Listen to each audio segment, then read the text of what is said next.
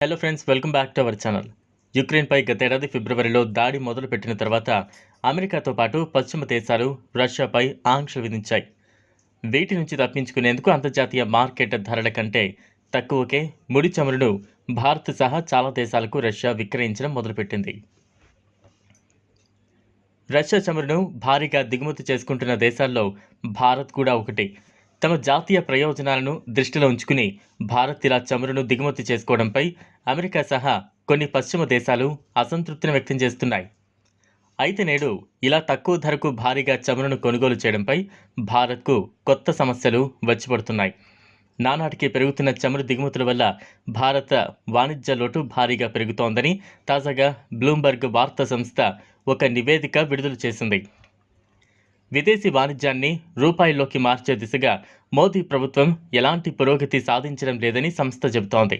దీనిపై ఢిల్లీలోని జవహర్లాల్ నెహ్రూ యూనివర్సిటీకి చెందిన centre for Russian and Central Asian studies professor Amitabh Kant మాట్లాడారు. ప్రస్తుత పరిస్థితిని అర్థం చేసుకోవాలంటే ఇదివరకు భారత్ రష్యాల మధ్య వాణిజ్యం ఎలా జరిగేదో అర్థం చేసుకోవాల్సి ఉంటుందని ఆయన చెప్పారు. ముఖ్యంగా రక్షణ రంగ ఉత్పత్తుల కోసం రష్యాపై భారత్ ఆధారపడేది.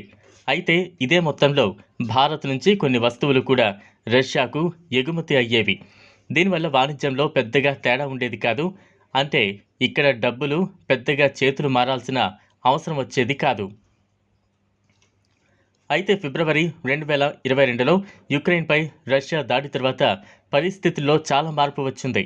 కొన్ని నెలల ముందు వరకు భారత్కు అవసరమైన చమురులో కేవలం 1% మాత్రమే రష్యా నుంచి దిగుమతి అయ్యేది. కానీ ఇప్పుడు ఇది 20% వరకు పెరిగింది అని ప్రొఫెసర్ అమితాబ్ కాంత్ చెప్పారు. రష్యా నుంచి భారత్ రోజు 12 లక్షల బ్యారెళ్ల ముడి చమురును దిగుమతి చేసుకుంటోంది. మరోవైపు వంట నూనె, ఎరువులు కూడా రష్యా నుంచి దిగుమతి చేస్తున్నారు. ఇక్కడ దిగుమతులు భారీగా పెరుగుతున్నాయి. అదే సమయంలో ఎగుమతులు పడిపోతున్నాయి. తాజా గణాంకాల ప్రకారం మొత్తంగా దిగుమతులు 400% పెరగ్గా ఎగుమతులు మాత్రం 14% పడిపోయాయి. మరోవైపు భారత్, రష్యా తమ సొంత కరెన్సీల్లో వాణిజ్యాన్ని ప్రోత్సహించాలని నిర్ణయించాయి. ఈ విషయాన్ని 2022లోనే భారత రిజర్వ్ బ్యాంక్ ప్రకటించింది.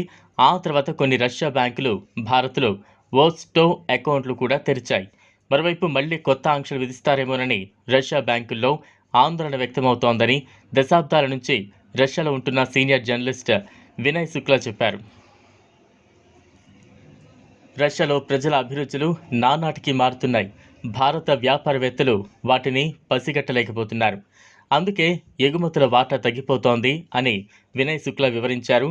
మరోవైపు ఒకప్పుడు భారత్ నుంచి రష్యా దిగుమతి చేసుకున్న చాలా వస్తువులు నేడు చైనా నుండి రావడము భారత్ ఎగుమతులు పడిపోవడానికి ఒక కారణమని ఆయన తెలిపారు. చూసారు కదా ఫ్రెండ్స్, ఇది వాళ్ళ వీడియో. ఈ వీడియో కనుక మీకు నచ్చినట్లయితే లైక్ చేయండి, షేర్ చేయండి, ఛానల్ను సబ్స్క్రైబ్ చేసుకోండి. Thanks for watching.